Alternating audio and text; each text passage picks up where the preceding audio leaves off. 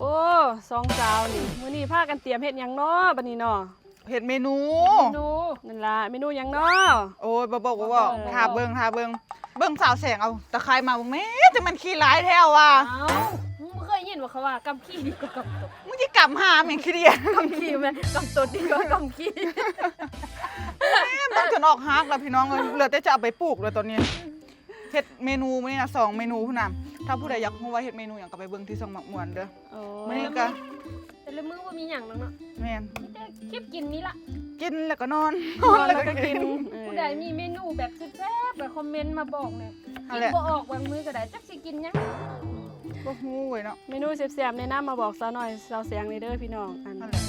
ถ้า แต่ว่า ผู้ใดอันอยากเห็นเมนูว่าเมนูอิหยังก็ไปเบิ่งอันช่องบางมวนเด้อจ้ะ แต่ว่าเฮาก็เฮ็ดทุกเฮาก็แซ่บทุกเมนูแหละแสง แซ่บอยู่แต่ว่าบางเทื่อนี่เฮาก็เบื่อนะว่าเฮาสิกินอีหยังมันคิดบ่ออกนะ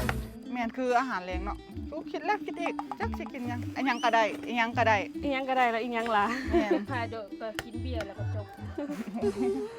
คำว่าอีหยังก็ได้นี่ยากสุดเลยทุกคนแม่นแล้ววะ ค่ากะแก่ๆติ มีอันนั้น แม่น มีหัวหอยบางไง แม่น ถ้าเบิ่งเด้อว่าสิเฮ็ดเมนูหยัง มีหัวหอยมีโครงไก่มีตะไคร้มีเกลือ ปอด หอยตัวใหญ่ๆพี่น้อง โอ้เห็นบ่ ทำกำปั้นพุ่นน่ะ ใหญ่ดีเด้เนาะ แม่ แม่น ผู้ใดอยากรู้ว่าเฮ็ดเมนูอีหนัง นะ ไปเบิ่งมักม่วนเด้อว่าเดามาก็ได้ว่ามันเมนูหยัง แม่น แต่ว่ามีหอยจะบ่ฮู้ว่าเขาสิเฮ็ดหยัง พี่น้องล่องเดาเบิ่งเด้อจ้าว่าอันสองสาวสิเฮ็ดเมนูหยังในช่องบางมวนเด้อ แม่ เนาะ นเครื่องก็หลาย เดาบ่ถูก ๆเพราะเฮาก็บ่เคยกิน เพราะเขาก็บ่เคยกิน บ่ พอเพิ่นบอกมาเฮ็ดก็เลย สิกินเทื่อแรกกันบ่เมนูนี้ แม่น แม่น โอ้ นี่ ที่เห็นอ้วนขึ้นบ่แม่นหยังดอกเด้อเบิ่งสิแหละ เออเด้อมือก็มีซ้ำนี่ล่ะติ แม่นกินแล้วก็นอนแล้วก็กิน อู้ตะไคร่นะสู เท่าแหละก็ไต่ตุ่นแท้ น้ำมาดนเด้ มันเอามาโดนแล้วแช่น้ำมันออกหากมันเป็นตะคุ่มแล้ว